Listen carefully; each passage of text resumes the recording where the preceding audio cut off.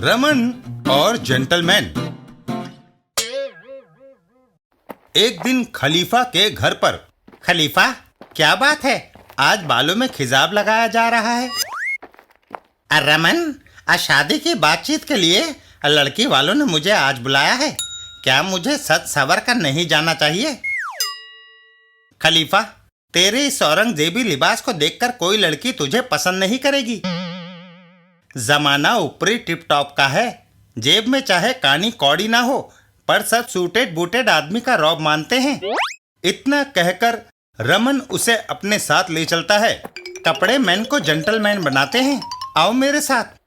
दुकान के अंदर मेरे दोस्त को पैंट कोट और हैट वगैरह चाहिए। अभी लीजिए सर।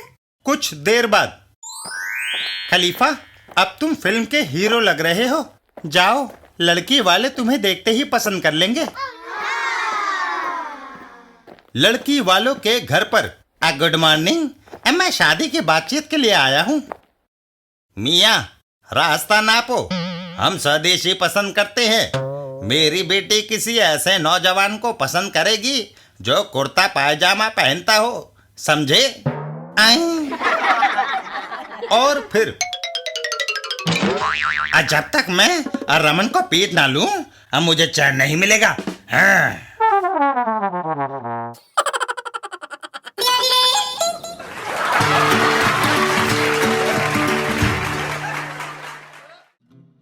पिंकी, तौबा तौबा। एक दिन पिंकी के घर पर। अरे, पिंकी दिखाई नहीं देती। वह बाहर खेलने गई है। सवेरे ही उठकर बाहर निकल गई। वह अभी तक नहाई भी नहीं है। यह सुनकर पिंकी के पापा घर से बाहर चल देते हैं। मैं अभी जाकर उसे लाता हूं। रास्ते में देखो, पिंकी को कहीं देखा है? हाँ, पुलिस उसे पकड़कर ले जा रही थी। झूठ, भला पुलिस उसे क्यों पकड़ेगी? पिंकी ने चोरी की थी, वहां जाकर खुद ही देख लीजिए। भला पिंकी चोरी क्यों करेगी?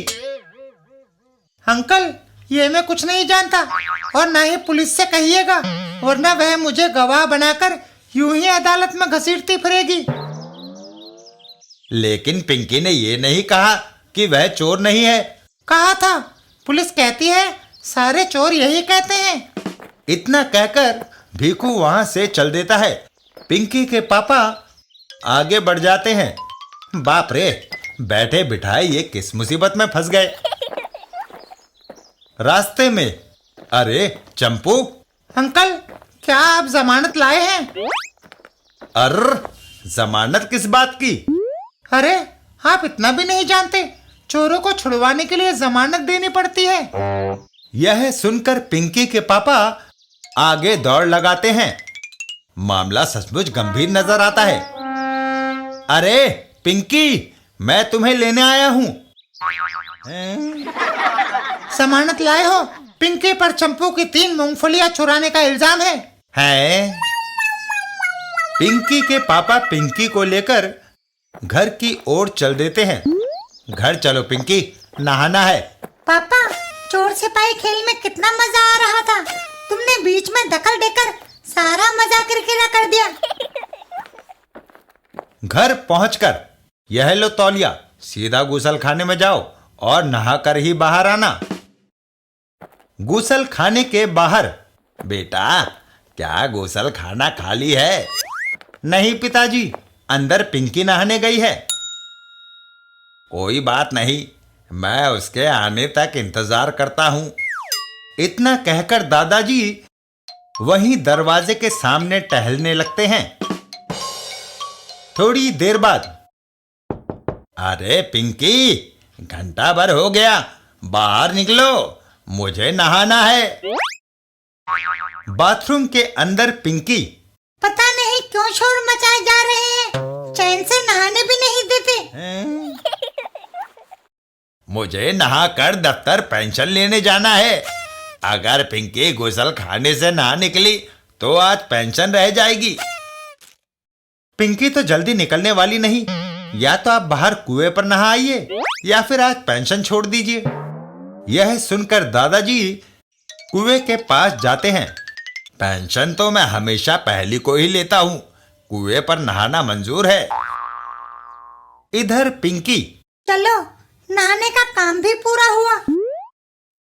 पिंकी का वार्डरोब। काफी दिनों बाद नहाई हूँ, अतः बढ़िया फ्रॉक पहनना चाहिए। मम्मी की ड्रेसिंग टेबल बड़े काम की है, मेकअप का सारा सामान मिल जाता है। अब जरा चित्रकला कर ली जाए, शायद बड़ी होकर मैं इसी कला में नाम कमा पाऊं। थोड़ी देर बाद। मम्मी देखो, यह चित्र मैंने बनाया है। वाह, कितने चटक रंग भरे हैं। तुम होनहार कलाकार हो पिंकी। असली कारीगरी तो आपकी लिपस्टिकों की है, मैंने उन्हीं से इस चित्र में रंग भरे हैं। पिंकी, मेरी नजरों से दूर हो जाओ। पिंकी घर के बाहर चल देती है। रास्ते में आज गप्पे मारने के लिए किसके यहाँ जाया जाए? झपट जी का घर। सुनते हो जी, मुझे डॉक्टर के पास इंजेक्शन लगवाने जाना है। अरे भगवान, आज का दिन कितना सुहावना है।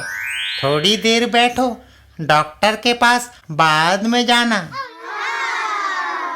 तभी पिंकी वहां आती है। झपट जी, नमस्ते। मर गए। पिंकी, अच्छे बच्चे अपने घर में ही रहते हैं। वहाँ मेरी मम्मी कहती है मेरी आंखों से दूर हो जा। तो उसने अपनी मुसीबत हम पर टाल दी। झपट जी की पत्नी। तुम अनुपमा आंटी के यहाँ क्यों नहीं चली जाती? उनके यहाँ खेलने को तुम्हें खूब खिलौने मिलेंगे। अनुपमा आंटी बेंगलोर गई है, उनके घर पर ताला लगा है। तो फिर कपूर अंकल के यहाँ चली जाओ। कपूर अंकल मुझे आता देखकर जल्दी से दरवाजा बंद कर लेते हैं। सुनो जी, मैं तो डॉक्टर के पास इंजेक्शन लगवाने जाती हूँ, तब तक तुम पिंकी के साथ रहो। यह सुनकर झपट जी घर से बाहर चल देते हैं। इंजेक्शन मैं लगवा आता हूँ भाग्यवान, पिंकी के साथ तुम रहो। हैं?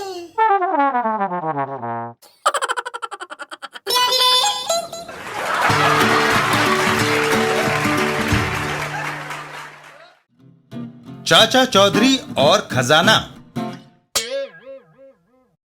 एक दिन चाचा चौधरी के घर पर। साबू, वह अंदर नहीं है। चाचा जी, वह मकान के पिछवाड़े में होगा। वह दोनों मकान के पिछवाड़े की ओर भागते हैं। ठीक है, मकान के पीछे चलो। और वहां पहुंचकर खुदाई शुरू करते हैं। यहीं खोदना चाहिए। वहीं से कुछ दूरी पर। रिक्की, वह खुदाई क्यों कर रहा है? बंडल, लगता है उसके पुरखों का खजाना वहां दबा है, जिसे वह निकाल रहा है। खजाना? ऐसा सोचकर वह चाचा चौधरी पर बंदूक तान देता है। दबा हुआ जो कुछ निकले वह मेरे हवाले कर देना। हाय, यह मरा हुआ चूहा निकला है। बड़ी बदबू आ रही थी, हम इसे अंदर बाहर ढूंढ रहे थे। साबू जोर से हंस पड़ता है। चाचा चौधरी चूहे को बंडल के ऊपर उछाल देते हैं। लो, इसे तुम ही ले लो। हाय, रिक्की, यहां से कुछ भी नहीं मिला। बंडल, खाली हाथ हम कभी नहीं लौटे। वह दोबारा चाचा चौधरी पर बंदूक तान देता है। तुम्हें कुछ ना कुछ देना होगा। हमारे पास जो कुछ भी था वह तुम्हें दे दिया। खामोश, मैं 3 तक गिनता हूं। अगर तुमने कुछ ना दिया तो मैं तुम दोनों को गोलियों से भून दूंगा। 1, 2। इससे पहले कि उसकी गिनती पूरी होती, चाचा चौधरी उसके ऊपर कुदाल फेंक मारते हैं। और 3। ओह! साबू और बंडल। मैं तुम्हें ऐसी जगह भेजूंगा जहां तुम्हें कुछ ना कुछ जरूर मिलेगा। ये तो गया काम से। इतना कहकर साबू उन्हें पकड़कर हवा में उछाल देता है। ओह! हवा में उड़ते हुए दोनों सीधे जाकर म्युनिसिपल कूड़ेदान में गिर जाते हैं। आए आहा साबू